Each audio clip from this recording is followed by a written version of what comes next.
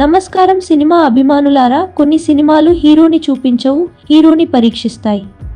కొన్ని కథలు విజయాన్ని సెలబ్రేట్ చేయవు, బతికే పోరాటాన్ని చూపిస్తాయి. లాంటి సినిమాల కోవలోకి రాబోతున్న భారీ ప్రాజెక్ట్ కింగ్.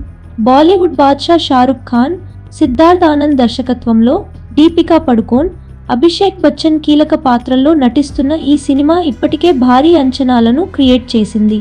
ఈ వీడియోలో కింగ్ ఎందుకు అంత స్పెషల్, షారుఖ్ ఖాన్ పాత్ర ఎలాంటి అతి కఠిన పరిస్థితుల్లో నిలబడబోతోంది, మరియు ఈ సినిమా ఎందుకు ఒక ఇంటెన్స్ యాక్షన్ డ్రామాగా మారబోతోందో పూర్తిగా తెలుసుకుందాం. వీడియో చివరి వరకు తప్పక చూడండి. కింగ్ సినిమా గురించి మాట్లాడేటప్పుడు మొదట గుర్తు రావాల్సింది ఈ కథా భావన. ఇది ఒక సేఫ్ మిషన్ కథ కాదు, ఇది ఒక గెలవాల్సిందే అన్న కథ కూడా కాదు. ఇది అత్యంత కఠిన పరిస్థితుల్లో ఒక మనిషి ఎలా నిలబడతాడు అనే కథ. అంటే అతన్ని ముట్టడించే శత్రువులు, తప్పించుకునే దారి లేని పరిస్థితులు, మరియు ఎక్కడా సహాయం లేని ప్రపంచం. అంటే తప్పు చేస్తే రెండో అవకాశం లేని పరిస్థితులు. అలాంటి ప్రపంచంలో షారుఖ్ ఖాన్ పాత్ర ఒక రాజులా కాదు, ఒక సర్వైవర్లా ఉంటుంది. ఇది మాస్ హీరో కథ కాదు, ఇది అనుభవంతో బతికే మనిషి కథ. ఈ సినిమాలో షారుఖ్ ఖాన్ నటన డైలాగ్ల మీద కాదు, ప్రెజెన్స్ మీద నిలబడుతుంది. అతి ఎలివేషన్స్ కాదు, అతి స్టైలిష్ మాటలు కాదు, కళ్ళలో అలసట, నడకలో బరువు, చూపుల్లో అనుభవం. ఇదే ఈ సినిమాలో షారుఖ్ ఖాన్ ను కింగ్ గా నిలబెట్టే అంశం. పఠాన్, జవాన్ తర్వాత ఇది అతని కెరీర్ లో మరో పవర్ఫుల్ ట్రాన్స్ఫర్మేషన్ గా మారబోతోందని చెబుతున్నారు.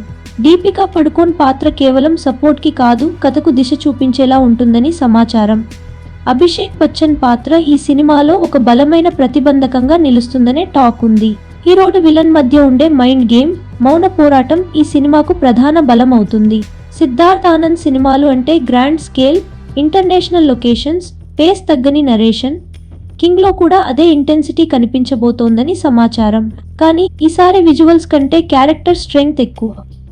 అందుకే ఇది ఒక యాక్షన్ సినిమా మాత్రమే కాదు, ఒక క్యారెక్టర్ స్టడీగా కూడా మారబోతోంది. మొత్తానికి కింగ్ సినిమా అంటే ఒక సింహాసనం కథ కాదు, ఇది అనుకూలం కాని ప్రపంచంలో నిలబడే ధైర్యం కదా. షారుఖ్ ఖాన్ కెరీర్లో ఇది మరో కీలకమైన మలుపు కావచ్చు. మీకు ఈ సినిమా మీద ఎలాంటి అంచనాలు ఉన్నాయి? షారుఖ్ ఖాన్ ఈ పాత్రలో ఎంత డిఫరెంట్గా కనిపిస్తాడని అనుకుంటున్నారు? కామెంట్స్లో తప్పక చెప్పండి. ఇలాంటి సినిమా విశ్లేషణల కోసం మా ఛానల్ను సబ్స్క్రైబ్ చేయండి. మళ్ళీ ఇంకో వీడియోతో కలుద్దాం.